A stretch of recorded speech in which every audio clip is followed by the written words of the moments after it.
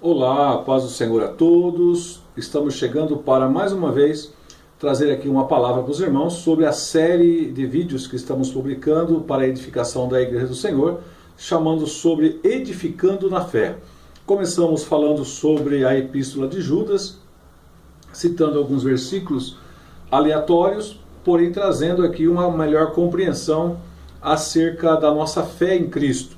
Para hoje eu quero tomar como tema ou como base, melhor dizendo, o versículo de número 5 dessa mesma epístola, onde diz, Judas escrevendo, ele menciona: mas quero lembrar-vos como a quem já uma vez soube isso, que havendo o Senhor salvo um povo, tirando da terra do Egito, destruiu depois os que não creram. Aqui nós encontramos este versículo tão importante, falando conosco sobre uma lembrança que o apóstolo Judas agora traz à memória dos irmãos que estão recebendo a sua carta, orientando acerca da igreja do Senhor Jesus. Ele diz: olha, eu quero lembrar-vos como a quem já uma vez soube isso, já foram informados, já foram orientados, que havendo o Senhor salvo um povo, quer dizer, aquele povo que estava no Egito, que estava clamando por salvação, a nação de Israel, ali os descendentes de Jacó, que agora estavam vivendo sobre uma terra de muita dificuldade. Agora Judas ele começa então a lembrar os irmãos, lembrá-los que o Senhor havia tirado eles de uma situação dificultosa, de uma situação complicada, pois eles eram os escravos e dependiam exclusivamente das coisas que estavam lá no Egito. Eles sendo tirados de lá, o que aconteceu? Deus, aqueles que foram com eles e que passaram pela peregrinação, ou que começaram a peregrinação, mesmo atravessando o Mar Vermelho, entrando no deserto para poder receber agora a preparação dessa nação para se tornar uma nação forte, sendo dependente de Deus, após Moisés receber a lei, Moisés ler a lei para eles e mencionar agora os costumes que deveriam ser praticados. Então, esse povo estava sendo preparado para ser a nação peculiar de Deus. Dentre eles também havia os vulgos que foram juntos, aquelas pessoas que acompanharam eles, mas que não estavam preparados para poder herdar a promessa. Mas agora também o apóstolo Judas, ele faz questão de frisar: olha, quero lembrar-vos como a quem já uma vez foram informados sobre disso, né? Que havendo o Senhor salvo um povo, ele salvou o povo. Então nós podemos aplicar isso também à nossa fé cristã hoje, porque Judas está falando com a igreja, falando a respeito de salvar o povo, quer dizer, nós fomos salvos, nós, igreja hoje, igreja que eu falo que se reúne nos quatro cantos da terra, fomos salvos por Deus, tirado da vã maneira de viver, das coisas que outrora fazíamos na ignorância, mas agora fomos resgatados por Deus, né? E fazemos parte da igreja. Então Judas é como se ele desse uma retocada na orientação apostólica para a igreja, dizendo: olha, quero lembrar a vocês, a quem já alguma vez foram informados ou souberam disso, que havendo o Senhor salvo um povo, tirando-os da terra do Egito, que é terra de servidão, terra de escravidão, destruiu depois os que não creram. E quem foi os que não creram? Foi justamente aqueles que não aceitaram a orientação de Moisés, que não tiveram paciência para esperar Moisés receber as orientações quando ele estava lá no monte, recebendo a lei, recebendo a palavra de Deus, enquanto 40 dias estavam lá em cima, orando, falando com Deus, lá embaixo o povo se corrompia. O próprio sacerdote Arão deixou-se levar e fez o bezerro de ouro. Os irmãos conhecem a história daquela quantidade de pessoas que a terra abriu a boca e tragou Datã, Coré, Abirão, aquele povo que se levantavam contra as leis do Senhor, fazendo o povo se corromper, voltando a praticar a idolatria, o desejo pelas coisas do mundo. Os irmãos também conhecem a história do povo que murmurou posteriormente, quando desejavam voltar ao Egito, desejaram ali se alimentar novamente com a comida que tinha lá, a saudade do pepino, da cebola, das comidas que tinha no Egito.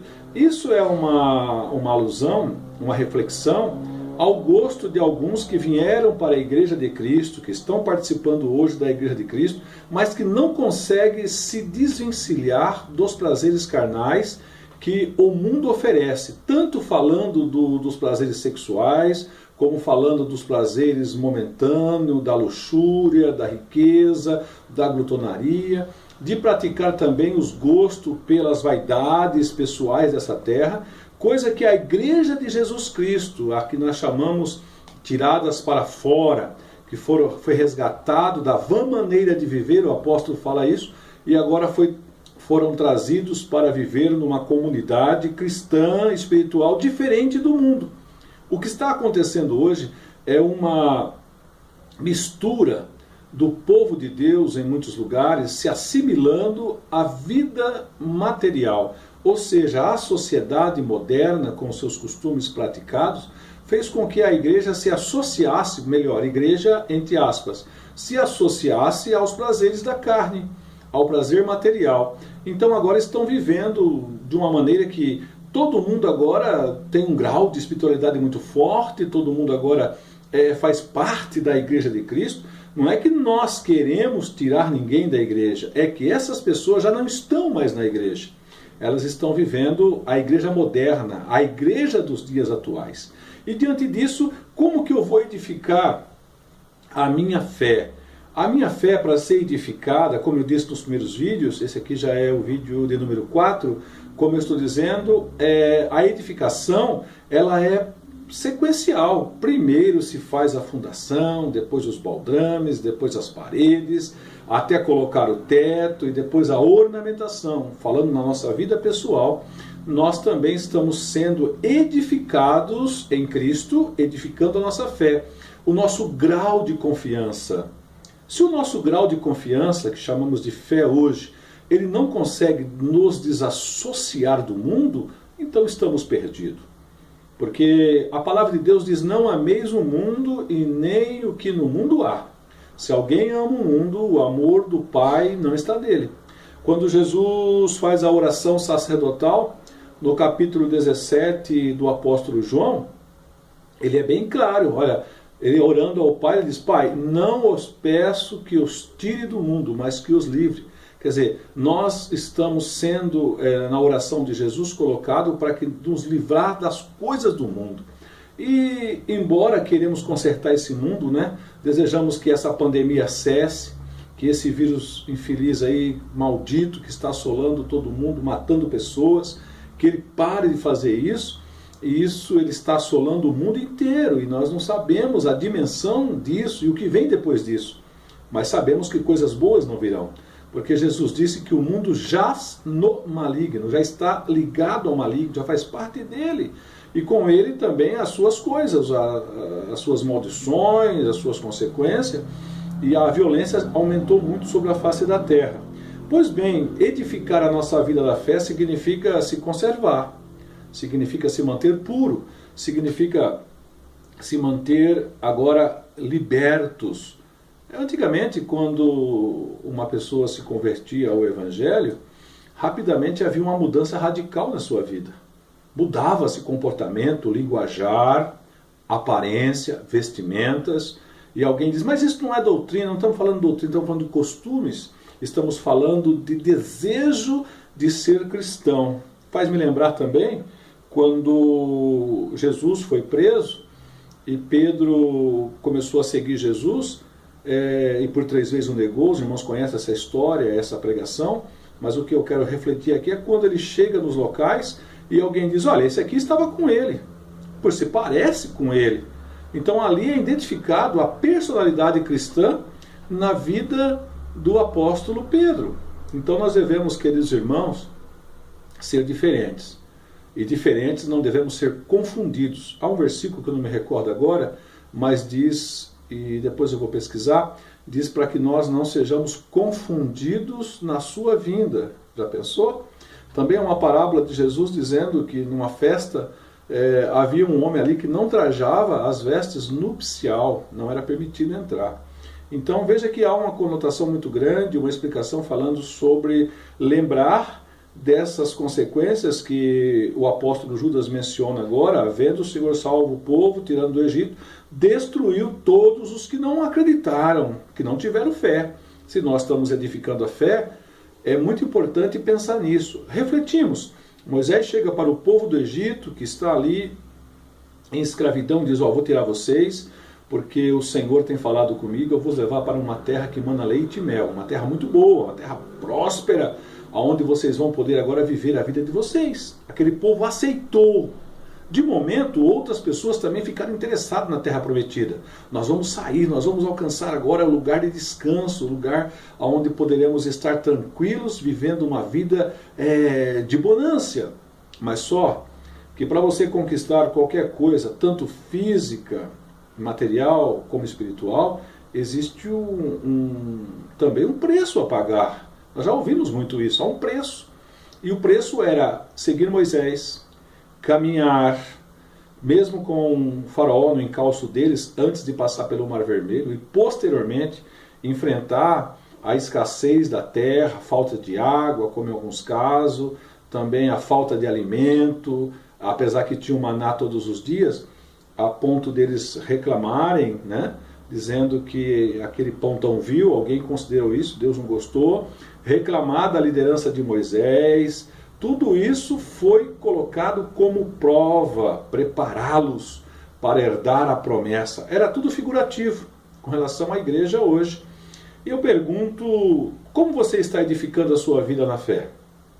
Você está colocando os tijolinhos da obediência ao seu líder religioso? Você está obedecendo a própria palavra de Deus? Ou você agora está entrando na linha, né, da esquerda de poder combater o próprio evangelho? Qual é a linha que você está seguindo? Porque agora apareceram muitos pseudos homens estudiosos e compreendidos das escrituras, que numa tradução mais aprofundada conseguem encontrar coisas que já não fazem mais parte, né, dos ensinamentos primitivos que nós recebemos. Pois bem, a palavra de Deus, ela diz para que nós tenhamos cuidado com essa fé, porque se Deus permitiu a destruição daqueles lá atrás que não acreditaram, não é qualquer um que vai fazer parte da sua igreja. A sua igreja precisa de pessoas puras, purificados, que têm as suas vestimentas lavadas no sangue do Cordeiro. Que significa isso? No sangue da sua remissão. Aqueles que têm o seu nome escrito no livro da vida. Irmão, minha irmã, jovem, você que conseguiu chegar até esse vídeo aqui, querendo aprender a palavra de Deus, você obreiro, é hora de melhorar os caminhos e continuar edificando, porque a qualquer momento seremos chamados para a eternidade, para entrar na glória, na presença de Deus. E é perigoso alguém ficar para trás. É perigoso alguém se confundir. É perigoso alguém esquecer da chamada de Deus. Então, edificar a minha vida, a sua vida, significa meditar na palavra, ter uma vida de oração e encontrar nele as bases da sua fé. Jesus ainda hoje continua o mesmo de ontem, de hoje e é eternamente. Ele é o nosso Salvador. Por isso, entrega a tua vida nas mãos do Senhor, confia nele e ele tudo fará, certo? Logo mais eu publicarei um outro vídeo, a sequência de vídeos que está vindo aí, e o tema é sempre edificando na fé, edificando a sua vida e a esperança em Cristo. Como pastor, o canal que eu tenho para chegar até vocês nesse momento é os vídeos. E se você gosta, e se você é defensor e acredita nisso, eu preciso saber o seu comentário, se está aprovando, se está gostando, certo? E curtindo também e compartilhando aí. Quando você compartilha, você ajuda o meu canal a ir mais distante e atingir mais pessoas. É o único recurso que nós temos hoje para atingir a todos os irmãos, não somente da igreja que dirigimos, como também aos irmãos que por nós foram alcançados pelo Evangelho, e para você que está longe, em outro lugar, mas que está sendo abençoado com esta palavra. Pois bem, a série Edificando na Fé, ela vai continuar. Logo mais postaremos um novo vídeo, e não perca, esse é o vídeo de número 4, e também postaremos aí o vídeo de número 5, Fique com Deus, um grande abraço, edifique a sua vida em Cristo, faça uma oração e eu gostaria de orar por você neste momento, juntamente conosco, encerrando esse vídeo. Pai nosso que estás no céu, santificado seja o teu nome. Em nome de Jesus eu apresento cada pessoa que estão nos assistindo neste momento, Senhor.